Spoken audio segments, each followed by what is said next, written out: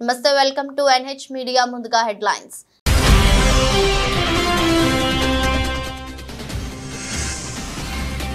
మహిళలపై నేరాలకు పాల్పడే వారికి ప్రధాని మోదీ స్ట్రాంగ్ వార్నింగ్ కఠినంగా శిక్షించేలా చట్టాలు బలోపేతం చేస్తున్నామన్న ప్రధాని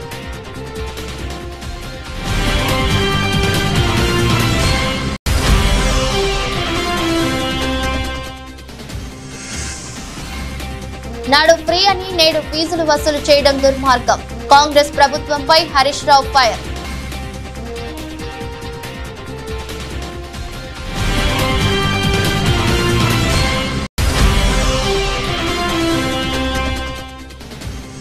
శ్రీకాకుళంలో ఘనంగా విశ్వ హిందూ పరిషత్ 60వ వార్షికోత్సవ వేడుకలు సంస్కృతి సంప్రదాయాలను పరిరక్షించుకోవాలని పిలుపునిచ్చిన MLA Gondu Shankar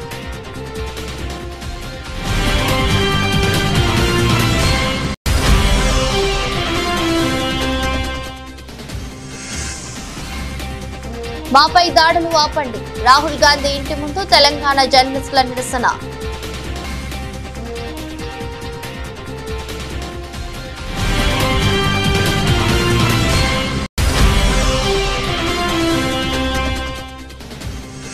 Asia sub junior badminton champion గా తన్వి ఫత్రి 22-20-21-11తో హయోన్ యాంగ్వియన్ చిత్తు చేసిన స్వర్ణం సాధించిన తన్వి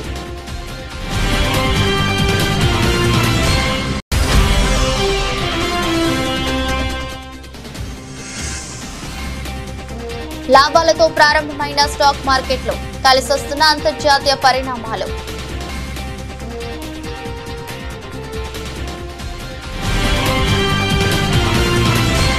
మహిళలపై అఘాయిత్యాలకు పాల్పడుతున్న నేరస్తులకు ప్రధానమంత్రి నరేంద్ర మోదీ గట్టి హెచ్చరిక చేశారు. మహిళలపై నేరాలకు పాల్పడే వారిని కఠినంగా శిక్షించేందుకు వీలుగా చట్టాలను మరింత బలోపేతం చేస్తున్నామని ఆయన వార్నింగ్ ఇచ్చారు. మహిళలపై నేరాలకు సంబంధించిన కేసుల్లో కఠిన చర్యలు తీసుకోవడం ఖాయమన్నారు. మహిళల భద్రత చాలా ముఖ్యం. మహిళలపై జరిగే నేరాలు క్షమించరానివి. ఈ విషయాన్ని నేను మరోసారి అన్ని రాష్ట్ర ప్రభుత్వాలకు చెప్తాను. దోషులు ఎవరైనా సరే వారిని విడిచిపెట్టొద్దు అని అన్నారు.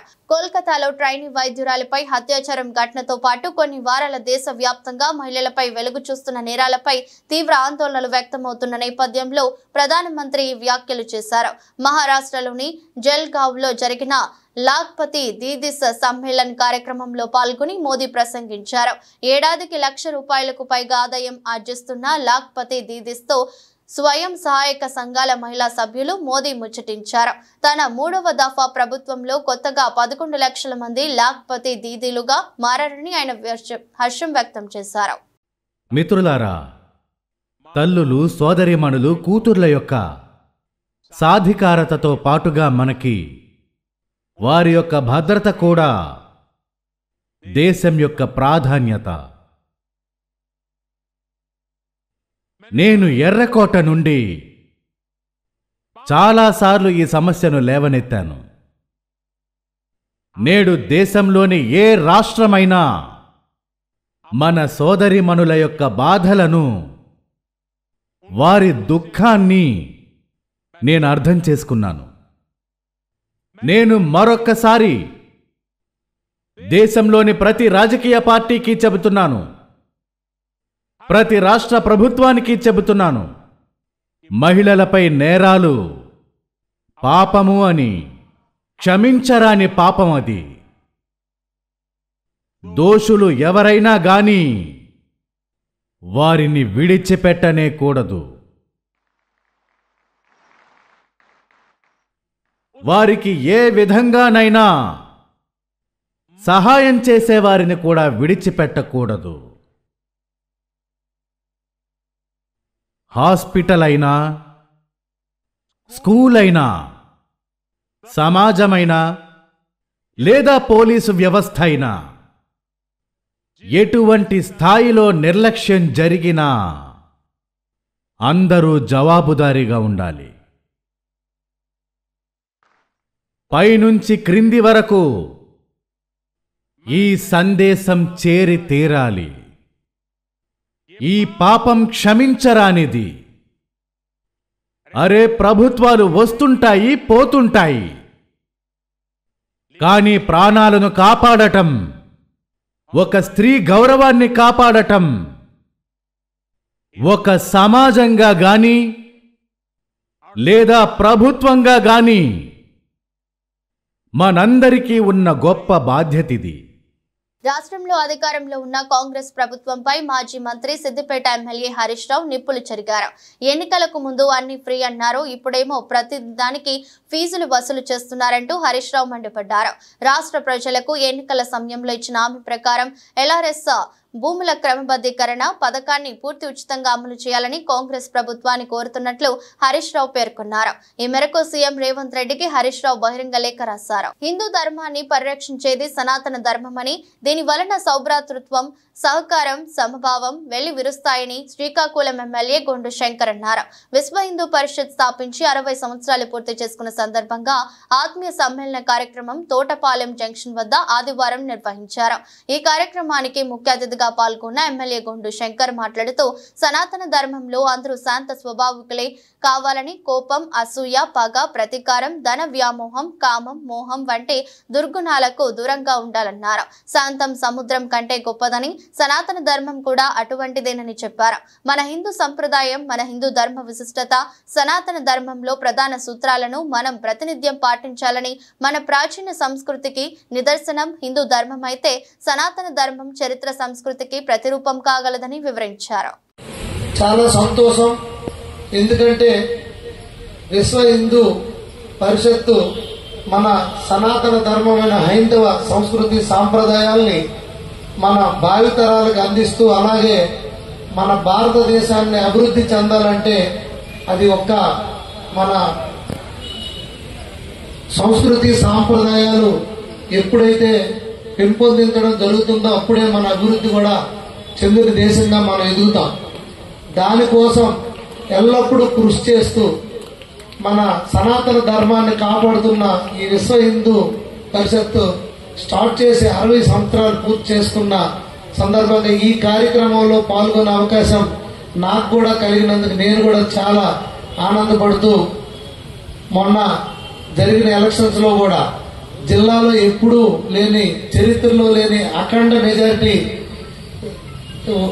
రావడంలో తమ వంతు పాత్రగా సంఘం నుండి కానీ, అలాగే విశ్వ హిందూ పరిషత్ నుండి కానీ, ఇతర అనుబంధ సంఘాలు కూడా పెద్ద ఎత్తున వారు సహకారం చేసి నన్ను కూడా చట్టసభలకు పంపించినందుకు పేరు పేరున ప్రతి ఒక్కరికి నా హృదయపూర్వక ధన్యవాదాలు తెలియజేసుకుంటూ, మన సనాతన ధర్మమైనటువంటి హైందవ సంస్కృతి సాంప్రదాయాలు ఏవైతే ఉన్నాయో వాటిని ముందుకు తీసుకెళ్లడంలో గాని, భావితరాలకు అందించడంలో గాని మీరు ఎటువంటి కార్యక్రమాలు చేపట్టినా దానికి నా యొక్క సహాయ సహకారాలు ఎల్లప్పుడూ ఉంటాయని నేను తెలియజేసుకుంటూ, నాకు ఈ అవకాశం ఇచ్చిన పెద్దలందరికీ పేరు పేరున నా హృదయపూర్వక నమస్కారాలు తెలియజేసుకుంటూ సెలవు తీసుకుంటున్నాను. సిద్దిపేట పట్టణంలోని గద్దబొమ్మ వద్ద రోడ్డు పక్కన ఉన్న హరితహారం చెట్లను నరికి వేయడం చూసి మాజీ మంత్రి ఎమ్మెల్యే హరీష్ రావు ఫైర్ అయ్యారు. 20 సంవత్సరాలు కష్టపడితే పెరిగిన చెట్లను నరకడం ఏమిటని ఆగ్రహం వ్యక్తం చేశారు. కరెంటు వైర్లకు ఏవైనా అడ్డం ఉంటే కొమ్మలను మాత్రమే ట్రిమ్ చేయాలని సిబ్బందికి సూచించారు. కాగా అంతకుముందు పలు కార్యక్రమాల్లో పాల్గొని వస్తున్న క్రమంలో విద్యుత్ శాఖ అధికారులు చెట్లను నరకడం పట్ల అసహనం వ్యక్తం చేశారు.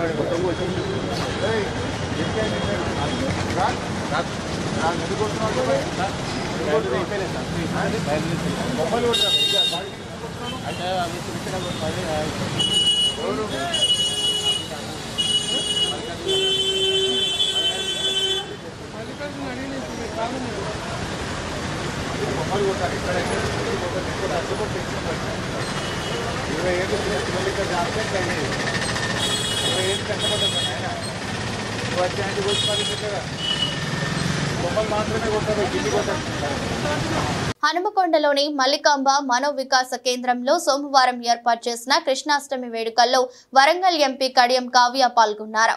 ఈ సందర్భంగా మానసిక దివ్యాంగ పిల్లలతో కలిసి ఎంపీ కడియం కావ్య కోలాటం ఆడారు. గోపిక శ్రీకృష్ణుని వేషధారణలతో పిల్లలు ఉత్సాహంగా పాల్గొన్నారు.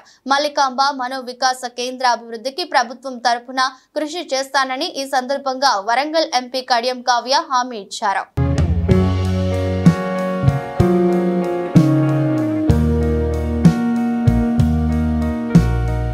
ఎమ్మెల్యే మిర్యాల శిరీషాదేవిని ఎమ్మెల్యే నివాసం వద్ద 93 బీసీ కులాల ఐక్య వేదిక రాష్ట్ర అధ్యక్షులు మాకిరెడ్డి భాస్కర్ గణేష్ బాబు మరియు వారి బృందం ఘనంగా సత్కరించడం జరిగింది. ఈ కార్యక్రమంలో బీసీ కులాల ఐక్య వేదిక అధ్యక్షులు భాస్కర్ గణేష్ బాబు మాట్లాడుతూ ఎమ్మెల్యే శిరీషాదేవి అతి చిన్న వయసులో ఎమ్మెల్యేగా ఎంపికైన అయినందుకు అభినందనలు తెలిపారు. అదేవిధంగా ఎమ్మెల్యేగా నెగ్గిన అతి కొద్ది కాలంలోనే ఆమె చేస్తున్న సేవా కార్యక్రమాలు గిరిజన ప్రజలు ఇబ్బంది పడకూడదని ఆసుపత్రులకు బ్యాటరీలను పంపిణీ చేయటం మహా గొప్ప కార్యమని, అదే విధంగా తన సొంత నియోజకవర్గ ప్రజలు ఎవరు ఇబ్బంది పడకూడదని అంబులెన్స్ ఏర్పాటు చేయడం నియోజకవర్గ ప్రజలకు ఎంతో మేలు చేకూర్చే అంశమని అన్నారు. ఈరోజు మిర్యాల శిరీషాదేవి ఎమ్మెల్యేగా చిన్న వయసులో బడుగు బలహీన వర్గాల నుంచి ఎన్నికై అత్యధిక మెజారిటీ తెచ్చుకొని ఒక దుర్మార్గుడి మీద వాళ్ళ నెగ్గి ప్రజాసేవ చేసే వ్యక్తిగా 93 బీసీ కులాల ఐక్య వేదిక తరఫున వచ్చి ఈవేళ ఆవిడని సన్మానించడం జరిగింది. అలాగే ఒక ఎస్టీ మహిళ అయ్యుండి వయసు చిన్నదైన ఆమె ఆలోచన అల్లూరి సీతారామరాజు లాగా ఆలోచనతో ఈవేళ ముందుకెళ్తున్న కారణంగా ఈవేళ మేము కాకినాడ నుంచి వచ్చి ఈమెను సన్మానించడం జరిగింది.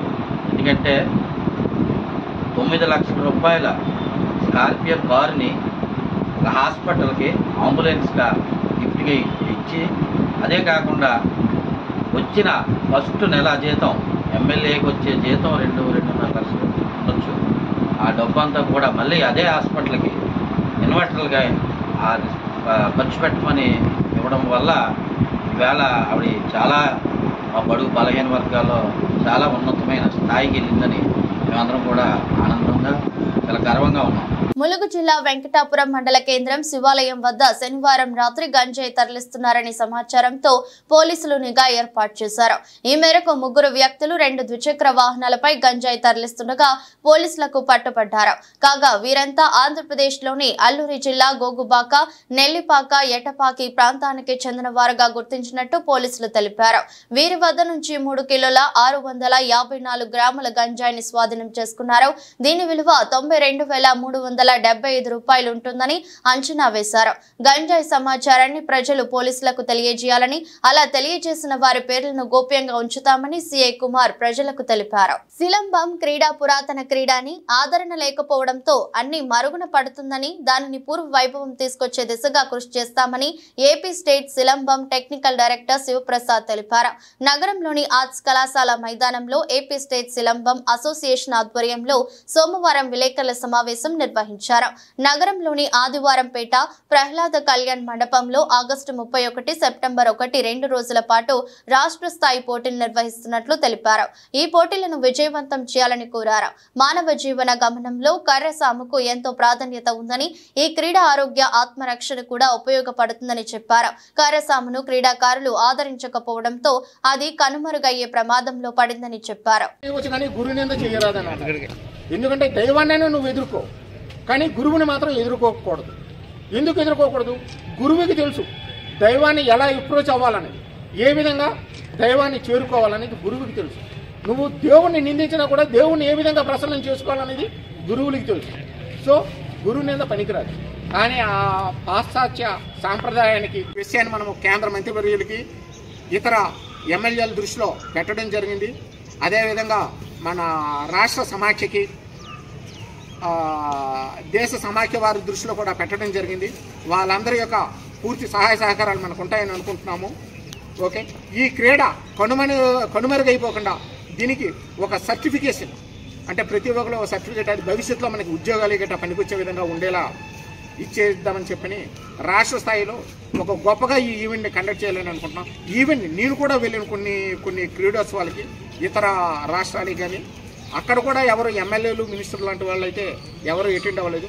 కానీ మన యొక్క ఈ సమాఖ్య మాత్రము మొదటిసారి జరుగుతున్న ఈ పోటీకి కేంద్ర మంత్రివర్యులు రామ్మోహన్ నాయుడు గారు అటెండ్ అవడానికి చిత్తూరు నగరంలోని రుక్మిణి సత్యభామ సమేత సంతాన వేణుగోపాల స్వామి ఆలయంలో జన్మాష్టమి వేడుకలను సోమవారం ఘనంగా నిర్వహించారు. ఈ సందర్భంగా ప్రధాన అర్చకులు కేదారేశ్వరన్ మాట్లాడుతూ బుల్లెట్ సురేష్ ఆధ్వర్యంలో జన్మాష్టమి వారోత్సవాలను ఘనంగా నిర్వహిస్తున్నామన్నారు. ఇందులో భాగంగా 28వ తేదీ శ్రీకృష్ణ కళ్యాణం, 29వ తేదీ భజన కార్యక్రమం, 30వ తేదీ సహస్ర దీపాలంకరణ, ఉయ్యాల తోరణం, భరతనాట్య సాంస్కృతిక కార్యక్రమాలు, 31వ తేదీ స్వామివారి నగర ఊరేగింపు, సెప్టెంబర్ 1వ తేదీన ఊటి కార్యక్రమాన్ని వైభవంగా నిర్వహిస్తున్నారు. భక్తులు విశేషంగా పాల్గొని స్వామివారి కృపా కటాక్షాలకు పాత్రలు కావాలని కోరుతున్నారు. చర్చిలో ఉన్న రుక్మిణి సత్యభామ సమేత సంతాన వేణుగోపాల స్వామి ఆలయంలో ఈరోజు కృష్ణాష్టమి కోలాహలంగా జరుగుతుంది. వచ్చే 28 బుధవారం ఆ రోజు స్వామివారికి వచ్చి కళ్యాణం కూడా బాగా గ్రాండ్గా చేస్తున్నాము. 29 వచ్చి భజన కార్యక్రమం ఉంటుంది. 30వ తేదీ వచ్చి సహస్ర దీపోత్సవ అలంకారము, ఉయ్యాల సేవ మరియు భద్రనాట్య ప్రోగ్రాం అంతా కూడా ఉంది. 31 వచ్చి స్వామివారి ఊరేగింపు. 1వ తేదీ వచ్చి స్వామివారికి గుర్తి కొడతాము, అదే అందులో వచ్చింది. నిర్మల్ జిల్లా కేంద్రంలోని మున్సిపల్ కార్యాలయంలో పారిశుద్ధ్య కార్మికులు విధులను బహిష్కరించి నిరసన తెలిపారు. తమకు రావాల్సిన 3 నెలల జీతాలతో పాటు పీఎఫ్ డబ్బులను వెంటనే చెల్లించాలని డిమాండ్ చేశారు. తమ సమస్యలను పరిష్కరించలేకపోతే రేపటి నుంచి ధర్నా చేపడతామని పై అధికారులకు తెలిపారు. చాలని వేతనాలతో తమ కుటుంబాన్ని పోషించుకుంటున్నామని, నెలల పాటు వేతనాలు ఇవ్వకపోవడంతో పోషణ తలకు మించిన భారంగా మారిందని ఆవేదన వ్యక్తం చేశారు. ఇప్పటికైనా అధికారులు స్పందించి వెంటనే తమకు రావాల్సిన బకాయిలను చెల్లించాలని వేడుకున్నారు. నమస్కారం. మేము మున్సిపల్ కార్మికులం. మాకు 3 నెలల జీతాలు ఇస్తలేరు. మేము ఏంది డ్యూటీకి వచ్చాడో మాకు ఏం అర్థమవుతలేదు. కూర్చుంటే జీతాలు ఇస్తారు, లేకుంటే లేదు. ఎన్ని రోజులు అని ఇట్లా కూర్చుంటుకుంటూ పోయిన కొద్దీ మాకు జీతాలు వాళ్ళు ఎత్తా అంటారు, మళ్ళీ వెయ్యరు. ఇంతకుముందు ఒకసారి కూర్చున్నాం కానీ జీతాలు వేయలేరు. మళ్ళీ ఇప్పుడు కూర్చున్నాము. సారు కమిషనర్ సారు ఇంకా ఒక 10 రోజులు ఆగుని రేస్తామని అన్నారు. ఈ వరకు జీతాలు ఎత్తలేరు. మాకు ఇండ్ల కిరాయిలు ఉన్న వాళ్ళు అయితే మా బతుకు దారుణంగా ఉన్నది. ఆ కిరాయిలు కట్టక వాళ్ళు ఎల్లగొట్టే పరిస్థితి ఉన్నది. వాళ్ళకి ముఖాలు సాటేసుకుంటూ తిరుగుతున్నాం. ఇంత పాపం ఉన్నది. మా పిల్లలకు జ్వరాలు అవి వస్తున్నాయి కానీ వాళ్ళు మమ్మల్ని పట్టించుకుంటలేరు, చేస్తలేరు. మేము ఎట్లా బతుకుడో మాకు అర్థమైతలేదు. ఇంత పాపం చేస్తున్నారు మా ఊళ్ళో. మున్సిపల్ నుంచి మేము పారిశుద్ధ్య కార్మికులము. మేము నిరసన చేస్తున్నాం.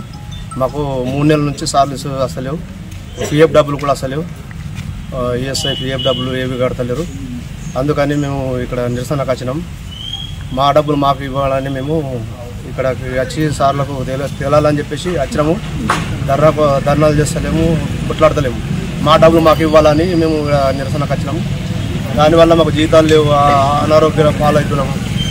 చికెన్ గున్యాలు అవి వస్తున్నాయి. అందరికీ ఇంత ఇబ్బందుల పాలవుతున్నాము. ఎవ్వరికి మనశ్శాంతి లేకుండా ఇళ్ళల్లో అంటున్నారు, అసలేరు. మన పిల్లలను కూడా స్కూల్కి తోలెత్తే కూడా ఫీజులు కట్టలేని పరిస్థితులు ఉన్నాయి. దానివల్ల మాకు కూరగాయలు కొనుక్కునే దిక్కు కూడా లేదు, ఎవరు కూడా దగ్గర అనేస్తలేదు. దానివల్ల మేము ఈ నిరసన తెలుసు. తెలంగాణలో ప్రజా సమస్యలపై ప్రజాపాలన ప్రభుత్వాన్ని ప్రశ్నిస్తున్న జర్నలిస్టులపై రేవంత్ సర్కార్ ఉక్కుపాదం మోపుతున్న సంగతి తెలిసిందే. జర్నలిస్టులపై కాంగ్రెస్ కార్యకర్తలు దాడులకు పాల్పడుతూ భయానక వాతావరణాన్ని సృష్టిస్తున్న విషయం విదితమే. ఈ క్రమంలో జర్నలిస్టులపై దాడులు ఆపాలంటూ ప్రజాస్వామ్యాన్ని పరిరక్షించాలంటూ తెలంగాణ స్వతంత్ర జర్నలిస్టులు ఢిల్లీలోని రాహుల్ గాంధీ ఇంటి ముందు నిరసనకు దిగారు. తెలంగాణలో అధికారంలో ఉన్న కాంగ్రెస్ ప్రభుత్వం స్వతంత్ర జర్నలిస్టులను చంపేందుకు యత్నిస్తోందని బాధిత జర్నలిస్టులు ప్లకార్డులు ప్రదర్శించారు. మీ కాంగ్రెస్ ప్రభుత్వం నుంచి తమతో పాటు తమ కుటుంబాలకు రక్షణ కల్పించాలని కోరారు. తెలంగాణలో ప్రజాస్వామ్యం ప్రమాదకర స్థితిలో ఉందని పేర్కొన్నారు. తెలంగాణలో జర్నలిస్టులపై జరుగుతున్న దాడులను రాహుల్ గాంధీకి చెప్పేందుకు ఢిల్లీలోని ఆయన నివాసానికి బాధిత జర్నలిస్టులు వెళ్లారు. జర్నలిస్టులకు రాహుల్ గాంధీ అపాయింట్మెంట్ ఇవ్వలేదు. రాహుల్ గాంధీ అపాయింట్మెంట్ ఇవ్వకపోవడంతో పక్కనే ఉన్న ఏసీసీ కార్యాలయానికి జర్నలిస్టులు వెళ్లారు. హైదరాబాద్ నగరంలో హైడ్రా కూల్చివేతలు, అక్రమ నదారుల గుండెల్లో గుండెల్లో దడ పుట్టిస్తున్నాయి. వరుసగా కూల్చివేతలు చేస్తూ అక్రమార్కుల గుండెల్లో హైడ్రా నిద్రపోతోంది. పేద, ధనిక, సినిమా స్టార్లు, రాజకీయ నేతలు ఇలా ఎవరిని వదిలిపెట్టకుండా కబ్జాలకు అడ్డుకట్ట వేస్తోంది. ప్రభుత్వ స్థలాన్ని అంగుళం ఆక్రమించినా తీవ్రంగా స్పందిస్తోంది. తాజాగా శేరిలింగంపల్లి మండలం రాయదుర్గంలో ప్రభుత్వ భూముల్లో వెలిసిన అక్రమ నిర్మాణాలను హైడ్రా అధికారులు కూల్చివేశారు. రాయదుర్గం సర్వే నెంబర్ 34572లోని ప్రభుత్వ స్థలాల్లో అక్రమంగా కట్టిన భవనాలను కూల్చివేస్తున్నారు. అయితే తమకు ఎలాంటి నోటీసులు ఇవ్వకుండా చర్యలు చేపట్టారంటూ జీహెచ్ఎంసీ టౌన్ ప్లానింగ్ అధికారులు స్థానికులు అడ్డుకున్నారు. తమ ఇళ్లను కూల్చవద్దంటూ ఆందోళనకు దిగారు. అధికారులతో స్థానికులు వాగ్వాదానికి దిగారు. దీంతో పరిస్థితి ఉద్రిక్తంగా మారింది. అధికారుల సమాచారం మేరకు ఘటనా స్థలానికి పోలీసులు భారీగా చేరుకున్నారు. పోలీసుల ఆధ్వర్యంలో కూల్చివేతల పర్వం సాగుతోంది. తెలంగాణ ప్రభుత్వ ఆస్తుల రక్షణ కోసం ముఖ్యమంత్రి రేవంత్ రెడ్డి హైడ్రా వ్యవస్థను తీసుకువచ్చారు. ప్రభుత్వ ఆస్తుల సంరక్షణ లక్ష్యంగా ఆ వ్యవస్థను ఏర్పాటు చేశారు. నగరంలో జనాభా పెరిగిపోతుండటంతో ఇష్టానుసారంగా చెరువులు, ప్రభుత్వ భూములు ఆక్రమించి నిర్మాణాలు చేపడుతున్నారు. సరైన పర్యవేక్షణ వ్యవస్థ లేకపోవడంతో ఇన్నాళ్లు ఆక్రమణదారులు ఆడింది ఆటగా పాడింది పాటగా సాగింది. హైడ్రా రావడంతో నగర పరిధిలో చర్యలు చేపడుతోంది.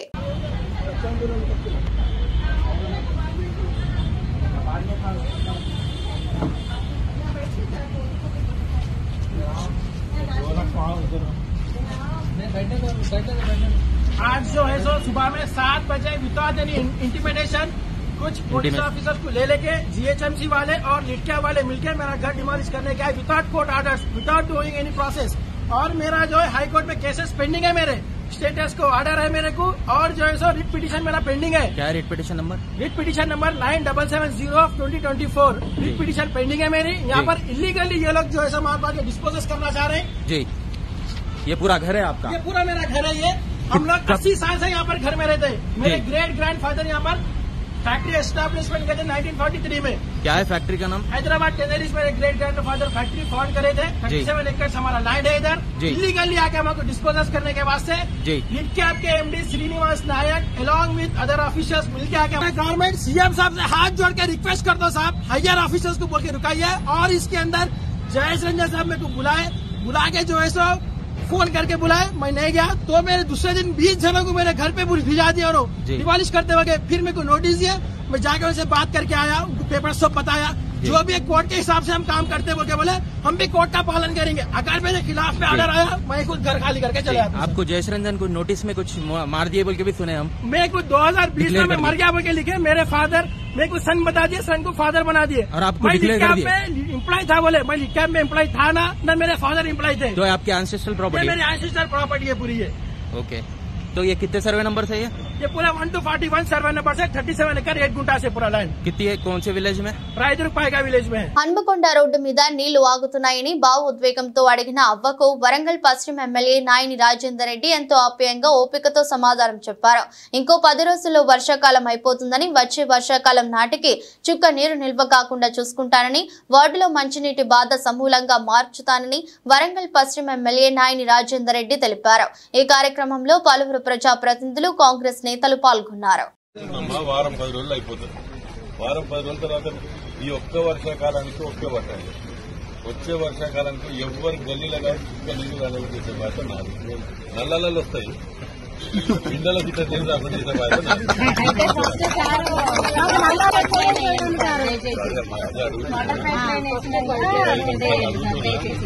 5 నిమిషాలు అడిగిన రోడ్డు తవ్వకండి, పైప్ లైన్ల గురించి రోడ్ల తవ్వండి తీసుకోండి. ఇప్పుడే చేసుకోండి. హైదరాబాద్ లోని బోయిన్పల్లి పరిధిలో పోలీసులు భారీగా డ్రగ్స్ పట్టుపడ్డాయి. పక్కా సమాచారంతో రెక్కి నిర్వహించిన పోలీసులు 8.5 కిలోల ఎఫిటమిన్ డ్రగ్స్ స్వాధీనం చేసుకున్నారు. దీని విలువ 8.5 కోట్లు ఉంటుందని చెప్పారు.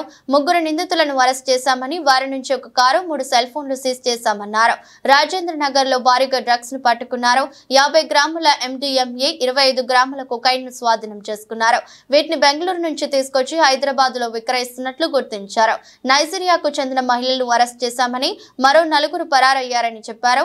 దంపతులతో పాటు మరో 3 కలిసి డ్రగ్స్ విక్రయిస్తున్నట్లు తెలుస్తోంది. ఓ హత్య కేసులో ప్రధాన నిందితుడైన కన్నడ నటుడు దర్శన్ తూగు దీప్య జైలులో రాజభోగాలు అనుభవిస్తున్నారు. అభిమాని రేణుకాస్వామి హత్య కేసులో ప్రధాన నిందితులుగా ఉన్న దర్శన్, నటి పవిత్ర గౌడ్ సహా 17 మంది ప్రస్తుతం బెంగళూరులోని పరస్పన అగ్రహార జైలులో రిమాండ్ లో ఉన్నారు. జైల్లో దర్శన్ రాజభోగాలు అనుభవిస్తున్నట్టుగా ఉన్న ఫోటోలు, వీడియోలు ఒకదాని తర్వాత ఒకటిగా వెలుగులోకి వస్తున్నాయి. మొన్న జైలు ఓపెన్ లాన్ లో కొందరితో కలిసి కుర్చీలో కూర్చొని సిగరెట్ తాగుతూ సేద తీరిన దర్శన్ ఫోటో వైరల్ కాగా నిన్న ఎవరితోనో వీడియో కాల్లో మాట్లాడుతున్న వీడియో వెలుగులోకి వచ్చింది.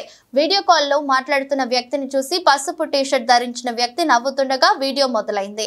బయటకు వస్తున్న దర్శన్ వీడియోలు, ఫోటోలపై రేణుకాస్వామి తండ్రి శివ గౌడ్ ఆవేదన స్పందించారు. ఆ నటుడిపై కఠిన చర్యలు తీసుకోవాలని డిమాండ్ చేశారు. పోలీసులపైన, న్యాయ వ్యవస్థపైన తనకు నమ్మకం ఉందని, దర్శన్ జైలులో రాజభోగాలు ఎలా అనుభవిస్తున్నాడో తనకు అర్థం కావడం లేదని ఆశ్చర్యం వ్యక్తం చేశారు. ఇసుకతో బీచ్ లో తీర్చిదిద్దే తన అద్భుతమైన కళాఖండాలతో సైకత శిల్పి సుదర్శన్ పట్నాయక్ అందరినీ అబ్బురపరుస్తుంటారు. ఇసుకతో ఆయన వేసే అద్భుతమైన చిత్రాలు మనసుల్ని కదిలిస్తాయి. అలానే సుదర్శన్ తీర్చిదిద్దే ఇసుక కళాఖండాలు మనల్ని ఆలోచింపజేస్తూ ఉంటాయి. ఇక నేడు శ్రీకృష్ణాష్టమి సందర్భంగా ఆయన మరో అద్భుతమైన కళాఖండానికి ప్రాణం పోశారు. ఒడిశాలోని పూరి బీచ్ లో కిల్ ద ఈవిల్ అనే సందేశంతో ఆయన శ్రీకృష్ణుడి సైకత శిల్పాన్ని తీర్చిదిద్దారు. ఎంతో అద్భుతంగా ఉన్న ఈ శిల్పం బీచ్ కు వచ్చే వారిని విపరీతంగా ఆకట్టుకుంటోంది. దీని తాలూకు వీడియో సోషల్ మీడియాలో ప్రత్యక్షం కావడంతో సుదర్శన్ పట్నాయక్ టాలెంట్ కు నెటిజన్లు ఫిదా అయిపోతున్నారు. అద్భుతమైన కళాఖండం అంటూ ప్రశంసల వర్షం కురిపిస్తున్నారు. Asia sub junior badminton championship లో తన్వి పత్రి ఛాంపియన్ గా నిలిచింది. చైనాలోని చెంగ్డు వేదికగా జరిగిన అండర్ 15 బాలికల బ్యాడ్మింటన్ ఛాంపియన్షిప్ ఫైనల్లో 13 ఏండ్ల తన్వి 22-20, 21-11తో హ్యూయోన్ ఎంగ్వియన్ వియత్నాం ను చిత్తు చేసి స్వర్ణం సాధించింది. 34 నిమిషాల్లోనే ముగిసిన ఈ మ్యాచ్ లో తొలి గేమ్ లో 11-17తో వెనుకబడ్డ తన్వి ప్రత్యర్థి చేసిన తప్పులను 2 చేతుల ఒడిసి పట్టుకుని ఒక్కో పాయింట్ దక్కించుకుని ఆధిక్యంలోకి దూసుకెళ్లింది. రెండో గేమ్ లోను అదే ఊపుతో ఆడి గేమ్ తో పాటు మ్యాచ్ ను కైవసం చేసుకుంది. ఈ టోర్నీలో ఆడిన 5 మ్యాచ్లలోనూ తన్వి ఒక్క గేమ్ కూడా ఓడిపోకుండా పూర్తి స్థాయి ఆధిపత్యం చెలాయించడం గమనార్హం. ఈ విజయంతో ఒడిశాకు చెందిన తన్వి అండర్ 15 బాలికల ఛాంపియన్షిప్ గెలిచిన 3వ భారత షట్లర్ గా నిలిచింది. గతంలో సమియా ఇమాద్, తస్మిన్ మీర్ ఈ ఘనత సాధించారు. ఈ టోర్నీ అండర్ 17 బాలుర ఛాంపియన్షిప్ లో తెలంగాణ అబ్బాయి జ్ఞానదత్తు కాంస్యం గెలుచుకున్న విషయం విదితమే. అంతర్జాతీయంగా ఉన్న సానుకూల పరిణామాలు దేశీయ మార్కెట్లకు కలిసొస్తున్నాయి. స్టాక్ మార్కెట్ బెంచ్ మార్క్ సూచీలు సెన్సెక్స్, నిఫ్టీలు సోమవారం ఉదయం 9:24 లాభాలతో షురూ అయ్యాయి. ప్రారంభ ట్రేడింగ్ లో బీఎస్సీ సెన్సెక్స్ 312.33 పాయింట్లు పెరిగి 81,398.54 వద్దకు చేరుకోగా ఎన్ఎస్సీ నిఫ్టీ 94.15 పాయింట్లు ర్యాలీ చేసి 24,917.30 వద్దకు చేరుకుంది. గత శుక్రవారం 4వ వరుస సెషన్ లో బీఎస్సీ బెంచ్ మార్క్ 33.02 పాయింట్లు లేదా 0.04% పెరిగి 81,086.21 వద్ద ముగిసింది. ఎన్ఎస్సీ నిఫ్టీ 11.65 పాయింట్లు లేదా 0.05% పెరిగి 24,823.15 వద్ద ముగిసింది. తద్వారా వరుసగా 7వ సెషన్ లోను లాభాలను నమోదు చేసినట్లయింది. ఎక్స్చేంజ్ డేటా ప్రకారం విదేశీ సంస్థాగత ఇన్వెస్టర్లు శుక్రవారం 1,944.48 కోట్ల విలువైన ఈక్విటీలను కొనుగోలు చేశారు. ఇవాళ ప్రారంభ సెషన్ లో బ్యాలర్ బ్రెంట్ క్రూడ్ ఆయిల్ ధర $70.65 చేరుకుంది. బీఎస్సీ సెన్సెక్స్ లో నమోదైన 30 కంపెనీలలో Tech Mahindra, Tata Motors, Tata consultancy services, power grid, HDFC bank, Bajaj finance అత్యధికంగా లాభపడ్డాయి. ITC, Sun Pharma, UltraTech cement, Adani ports, Maruti, ICICI bank, Kotak Mahindra bank, L N T షేర్లు నష్టాల్లో నడుస్తున్నాయి. వార్తలు ముగించే ముందు మరోసారి హెడ్లైన్స్.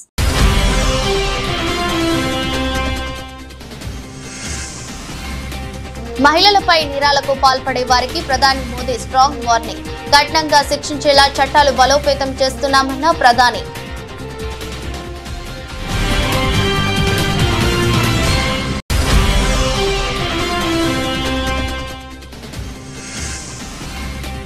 నాడు ఫ్రీ అని నేడు ఫీజులు వసూలు చేయడం దుర్మార్గం. కాంగ్రెస్ ప్రభుత్వంపై హరీష్ రావు ఫైర్.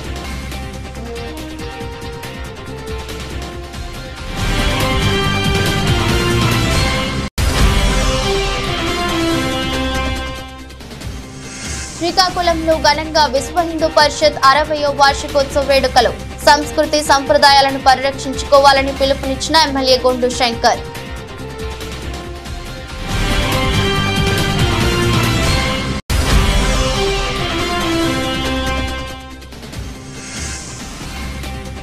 మాపై దాడులు ఆపండి. రాహుల్ గాంధీ ఇంటి ముందు తెలంగాణ జర్నలిస్టుల నిరసన.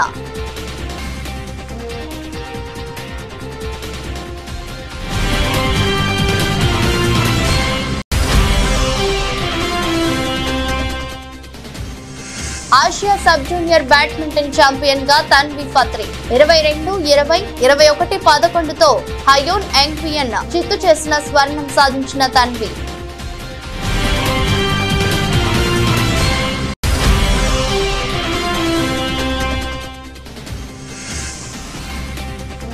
లాభాలతో ప్రారంభమైన స్టాక్ మార్కెట్లు కలిసొస్తున్న అంతర్జాతీయ పరిణామాలు.